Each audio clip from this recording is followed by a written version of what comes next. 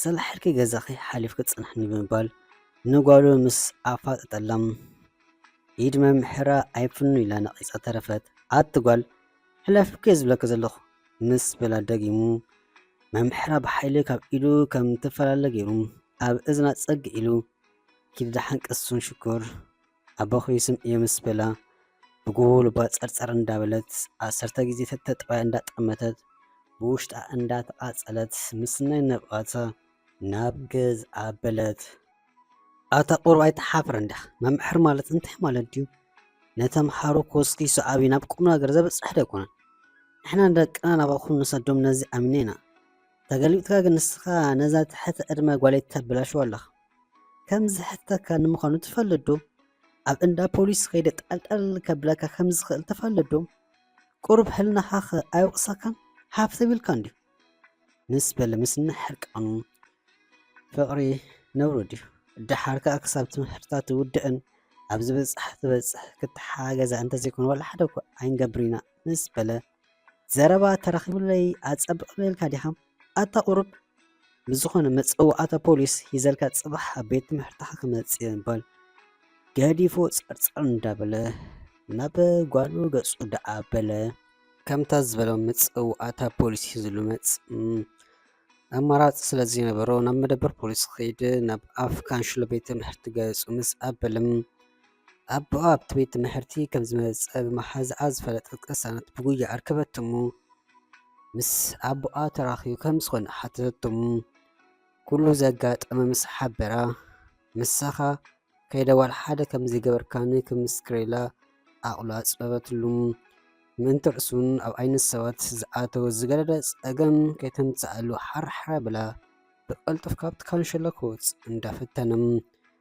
ኣብ መደበር ፖሊስ ክፅበዮም ዝፀንሐ ኣቦኣ ንጓሉ ምስርኣይ ብሕርቃን ክሳብ ኣብ እንዳ ፖሊስ ከም ዘሎ ዝርእሲ ጨደረም ፖሊስ ግና ብኣወታ ዝፍታሕ ነገር ከም ዘየለ ብምንጋር ክሓድ ምስ ናይ ትእዛዙ መልእክቲ ኣመሓለፍም ኣቦኣ ልዕሊ ዓቐንዩ ሓሪቑም እዚ በሉ ንጓሉ ዘበላሽዋ ዘሎ ክሓፍራኻ ሒዙሎ ይመፅኡ ብዓይንኻ ምሽትር ኣለኻ እዚ ፅቡቕ ጭብጢ እዩ እንዳበለ መሊሱ ደኣ ኣውኣበለም ክዛረብ ዶ መምሕር ብርግፅ ኣነን ቀሳነትን ተፋቒርና ኢና ንፍቐር ደኣ እምበር ከም ሰብ ክማን ኮፍ ኢልና ኣኢልና ኣይንፈልጥን ፍቕሪ ድማ ፈቲኻ ተምፅኦ ነገር ኣይኮነን ሓንደበት ከጋጥም ዝኽእል ነገር ከም ዝኾነ ንኣኹምን ኣይጠፍኣኩምን እዩ ንቀሳለ ዝኾነ ዝበደልኳ ወይ ኣብ ልዕሊኣ ዝፈፅምኮ በደል እንተሉ ድማ ብዘይ ስክፍታ ክትዛረብ ትኽእል እያ እወ ከምዚ በዲሉን ምስ ትብል ድማ ግቡእ መቕፃዕቲ ክወስድሉ እየ ካብኡ ብዝተረፈ ምፍቃር ይገበል እንተኮይኑ እሰር ንክብል ኢዱ ዘርግሕም ስምዕኒ ቅሳነት ኣብ ልዕሊ ዝኾነ ሓስያ በደል ምፍራሕ ወይ ብሓይሊ ዝኾነ ዘይትደልዮ ነገር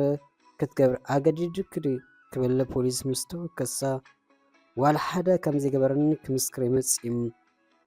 ጎቲቱ ናብኡ ዝወሰደኒ ሰብ እውን የለን በዓለየ ብጣዕሚ ዘፍቀሮ ልዕሊ ሰብ ክገልፆ ዝኽእል ስለዚ ብፍታይ ምስኡ ዝቐርብ ዘለኹ ከመን ትምሕርትኺ ወዲእ ንቅድም እንዳበለ ዘተባብዓነ ዝምዕደኒ ኣነ ግና ብዘይብኡ ክነበር ስለዘይክእል በቃ ናብ ጥቕኡ ክቐርብ ይደሊ ካብዚ ንወዝ ዝብሎ ይብለይን ንእሳር እንተኾይኑ ድማ እንተኽኢልኩም ንክልቴና ብሓደ እሰሩና እሞ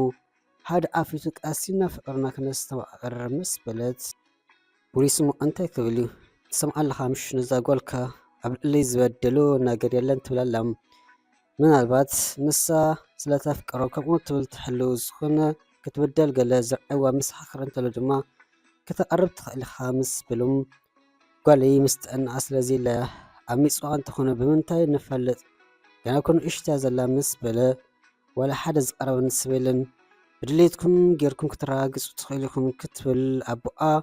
ምዃኑ ዝረአ ስእታ ትመስል ብስምዒት ኣውኣው እንዳበለት ተዛረበት ኣቲ ጓል ሰቐስካ በሊሉ ክገንሓ ፈተነ ኩሉ ነገር ፖሊስ ምስ ተዓዘበ ዋላ ሓደ ዝበደሎ ነገር ካብ ተመክርኡ ተበጊሱ ስለዘረጋገፅ ክኸይድ ፈቐደሉ መምሕር ይኹን እምበር ክሳብ ካልኦስ ይትረፍ ልዕል ዕድመ ትኹን ኣብ ጥቓ ከይቀርብ ካብ ምሕባር ግን ኣዴው ኣለን ብዝኾነ ንጓልካ ኢኻ ንቐድም ክትቆፃፀር ዘለኩም ዋላ ሓደ ንዘይገበረ ሰብ ግን ስእልና ክንኣስር ኣይንክልና ምናልባት በድሏ እንተዝኾን ሓቕኻ ምስ በለ እሞ ምስ ትሕቲ ዕድመ እንዳኸደ እሞ ከዓ መምሕር ተባሂሉ ስቕልኩም ክትርእይዎ ምስ በለ ኣቦኦም ስቃይ በልና ኢና ኣብ ጥቓ ከይቀርብ ተነጊሮ ኣሎም። ኣብዚ ሰዓት ግን ኣብ ልዕሊኣ ዘውረዶ ዝኾነ መሓሲት ይኹን ካልእ ስለ ዘየለ ክንኣስሮ ኣይንክእልና ገልኮኑ ዋላ ሓደ ከምዘይገበራ በዓላ ብድሌታ ተቐርቦ ከም ዘለያ ክትነግረና ፅንሕ ክብል ኣፋኑ ሰብኣይ ብሕርቃን ተቓፂሉ ናብ ገዝኡ ደኣበለም። ገዛኣ ምስ በፅሐት እውን ወይ ነዚ ገዛ ወይ ንመምሕር ክትመርፅ ክብል ኣፋጠላ ናይ ብልቡ ዝዛረብ ነይሩ። ክዳውንቱ ኣብ ሻንጣ ጠራሪፉ ቀሪቡላ ነበረም። ኣዲኣ ግደፍ በጃካ ነዛ ርኢና ዘይፀግም ናይ ጓልና ከንስእና ክትብል ዘከኣላ ክትልሙን እያ ፀኒሓ ክሰምዓ ግን ኣይከኣለን። ቅሳነት ኣቦኣ ካብ ክሳን ላዕሊ ይዛረብ ከምዘየለ ኣይሰሓተቱን። ድሓን ባባም ካብዚ ገዛ ክወፅእ ኣልኬ ኣፍቂረ እምበር መኣስ ገበን ፈፂመ ዕድመ ገለ ትብሎ ድማ ድሕሪ ዓመትን ገለን 18 ክመልእ ተማሓሪትን መምሕር ከፋቐሩ ድማ ብኣይ ዝተጀመረ ኣይኮነን።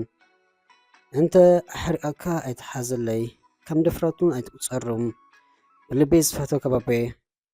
ሓቂ ነዚ ሻንጣ ንኣይ እንዲኻ ኣዳሊኸዮ ክወፅእ ኣልከይም ኣብዚ ሕማም ከፈት በፅሕ ግዳ ነፍስኻ ሓሉ ሓራይዶ ብምባል መሰስ ኢላ ካብ ተማሚቓ ዝዓበይትላ ገዛ ንድሕሪት እኳ ገለፅካ ይበለት ወፅት ቀሳነት ጓል ኢላ ክትሕዛ እኳ እንተፈተለት ኣዲኣ ሰብኣይ ሓዛም ጓሉ ማዕረክ እንደዚ ኣይምሰለቱን። ዘረብኣ ድሮ ከብዲ በልዒዎ ንብቓት ይተሓንቆ ነበረም። ብጣዕሚ ዝፈትዋ ጓል እያም። ነቲ ኣብ ካንሽሎ ከፊታ ምስናይ ንብቓታ ንደገ ወፀት እሞ የማን ፀጋማ ቋሕበሐት ግና ናብያ ክትከይድ ንየማን ንፀጋም ሽቕኻ ናበይ እግራ ናብ ዝመርሓ ዋላስ ናብቲ ዘፍቀረቱ መምሕራም